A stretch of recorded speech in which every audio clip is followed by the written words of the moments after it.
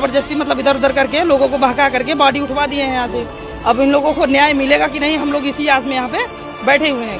शाम को छोटल के साथ वो कहन के चला माँ बोल ठोआ दा। छोटल कौन?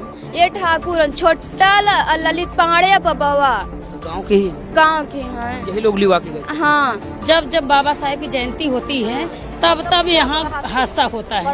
यहाँ पहली बार नहीं है यहाँ पे, तब यहाँ पे हादसा होता है, क्योंकि बाबा साहेब की जयंती मनाते हैं तो लोगों को बुरा लगता है और किसको ठाकुरों को ज्यादा लग रहा है। यहाँ पे देखिए, ये मामला प्रयागराज के इटोसा गांव का है, जहां पे एक दलित व्यक्ति देवी शंकर को जिंदा जला दिया गया है। उनके 3 बच्चे हैं, एक बेटी और 2 बेटे, और उनकी पत्नी की मौत हो चुकी है और वो अपने माता पिता के इकलौते बेटे थे। शनिवार रात की बात है कि गांव के ही कुछ लोग उनको गेहूं का बोझा उठाने की बात कहकर घर से बुलाकर ले गए थे। वो रात भर वापस नहीं लौटे तो परिवार वालों को भी ये लगा कि वो काम कर रहे होंगे, इस वजह से घर नहीं लौटे।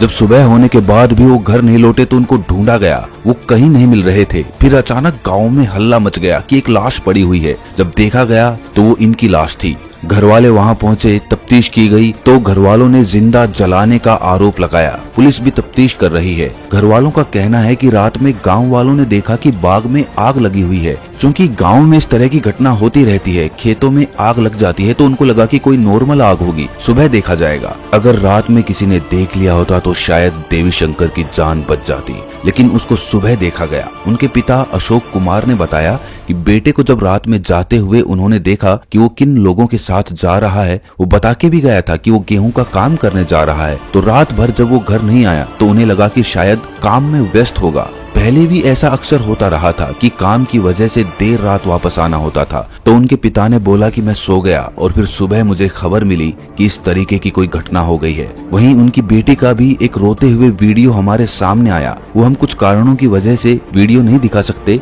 बता दें कि उस बच्ची ने उस वीडियो में क्या बोला है। उसने बताया है कि उसको सुबह गाँव के ही एक जानने वाले का फोन आया और उसने पूछा कि तुम्हारे पापा कहाँ हैं। तो बेटी ने बोला कि मेरे पापा तो ऊपर सो रहे हैं। तो उस शख्स ने बोला कि जाकर देख कर आओ। तो जब वो ऊपर गई तो बताती है कि वहाँ पर कोई नहीं था और आखिर में बस वो एक लाइन बोलती है कि पापा रात में घर से निकले और फिर अब कभी वापस नहीं आएंगे। ये बेटी का कहना है। पिता ने भी देखा था कि वो किन लोगों के साथ गया है। मुख्य आरोपी है छुट्टन सिंह। उसको मिलाकर परिवार वालों ने 7 लोगों पर जिंदा जलाकर हत्या करने का आरोप लगाया है। तो फिलहाल पुलिस ने 6 लोगों को गिरफ्तार कर लिया है और जो मुख्य आरोपी छुट्टन सिंह है वो अभी भी फरार है। तो अभी उसको ढूंढा जा रहा है और जिन लोगों को गिरफ्तार किया उनसे पूछताछ चल रही है। 13 अप्रैल सुबह करीब 6:30 बजे थाना स्थानीय पर सूचना प्राप्त हुई कि गांव इसोटा लहंगापुर थाना कचना के बाहर एक बगिया में एक अजरा शव मिला है। इस पर तुरंत ही स्थानीय पुलिस वहां पहुंची व शव को अपने कब्जे में ले लिया। इसमें ज्ञात करने पर पता हुआ कि वो शव देवी शंकर पुत्र अशोक कुमार उम्र करीब 35 साल और इसी गाँव का है। शव को पोस्टमार्टम के लिए SRF रेफर कर भेज दिया गया है। इसमें कुछ राजनीतिक प्रतिक्रियाएं भी आई हैं। जब शव की सूचना पुलिस को दी गई तो गांव वालों ने उस पर विरोध जता दिया और उस शव को 2 घंटे तक उठाने नहीं दिया, क्योंकि वो गुस्से में थे कि गांव के ही बीच इस तरीके की घटना हुई है। तो विरोध जताने के लिए झड़प भी हुई। सपा प्रमुख अखिलेश यादव ने इस पर ट्वीट किया है।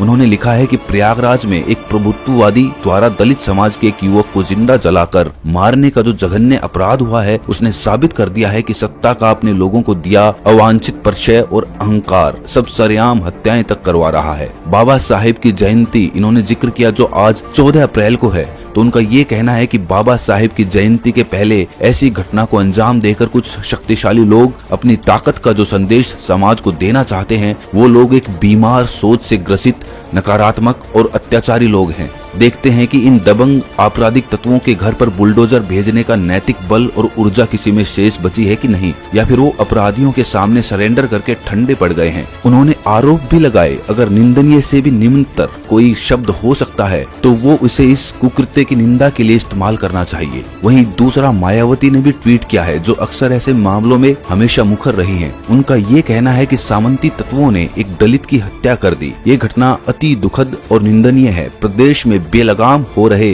ऐसे आपराधिक असामाजिक तत्वों के खिलाफ सरकार जरूर सख्त कार्रवाई करके कानून के राज को कायम करे। इसके अलावा मायावती ने अंबेडकर की मूर्तियां जो तोड़ी जा रही हैं, उस पर ट्वीट करके बोला है कि इस तरीके की चीजों को को सहन नहीं करना चाहिए। ये सब फर्स्ट हैंड इन्फॉर्मेशन है और आरोप ही हैं। पुलिस का ये कहना है कि अभी तफ्तीश करी जा रही है। जिन लोगों को गिरफ्तार किया गया है उनसे फिलहाल पूछताछ चल रही है।